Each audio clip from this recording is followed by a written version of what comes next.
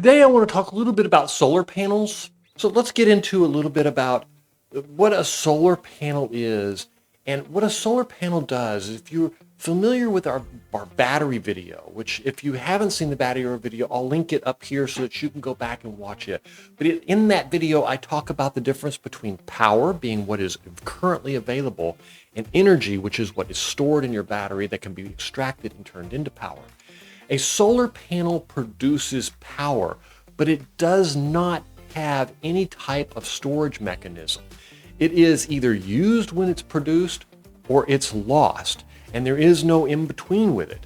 Now, keep in mind that solar panels only produce, with extreme exception, they only produce DC power and AC power only with an extreme exception or some other type of device like a microinverter or something like that. But today we're going to be talking about strictly solar panels and their output of DC power. So it's important for you to understand that they are DC power output.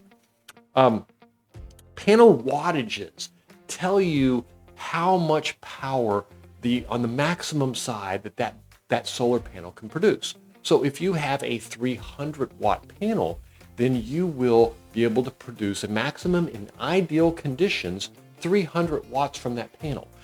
Do not be confused by a common misconception to think that you're going to get 300 watts the whole day while the sun is out. You get it in ideal situation, meaning that as the sun comes up in the morning, it starts off slow, it grows until the sun is directly above in the perfect light at the perfect thing on a perfect day, and then it dips back down as the evening comes. Most areas have what they call solar hours, which will tell you how many ideal hours of sunlight is typical for your region.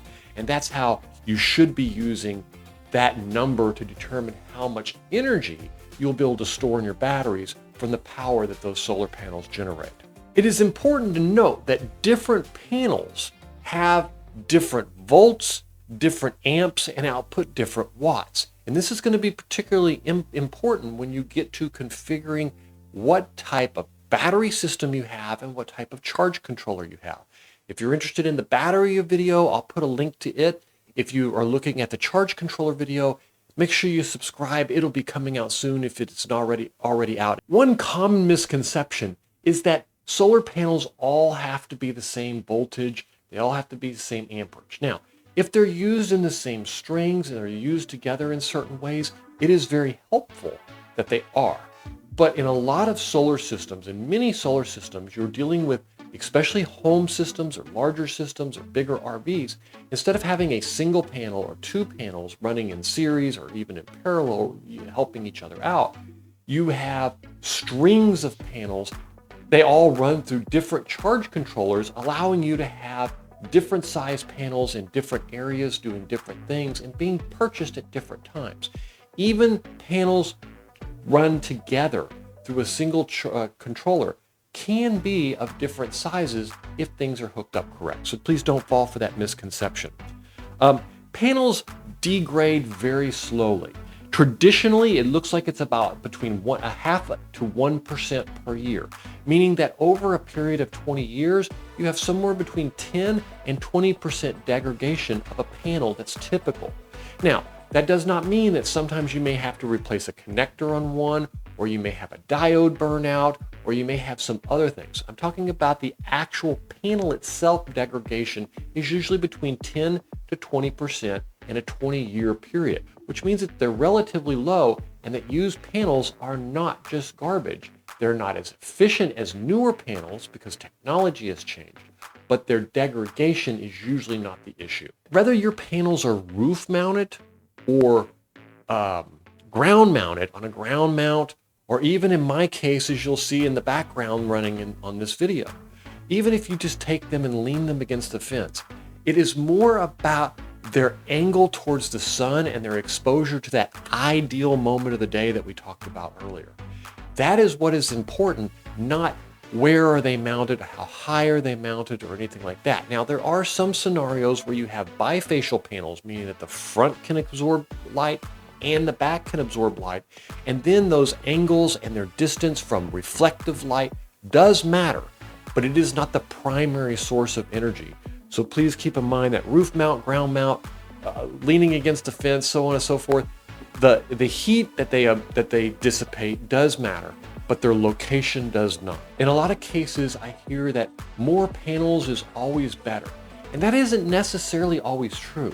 So let's take, for example, the case where you have 1,000 watts of usage in your solar system in your RV, and all you can use at one point is to run a coffee pot, which runs at 1,000 watts, and that's all you're going to use.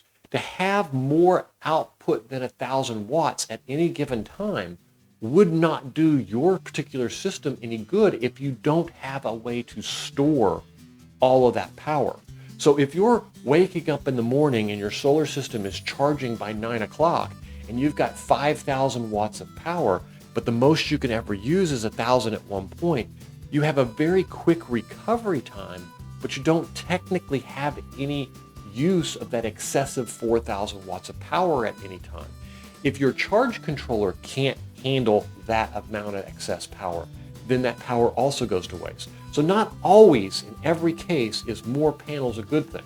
In a lot of cases it is, but not always is it a good thing. It needs to be balanced between charging, usage, and how many you have, and the other equipment needs to match it to make it work that way. Panels can be the cheapest part of your solar system sometimes. Now, that said, it depends on what kind of system you're talking about.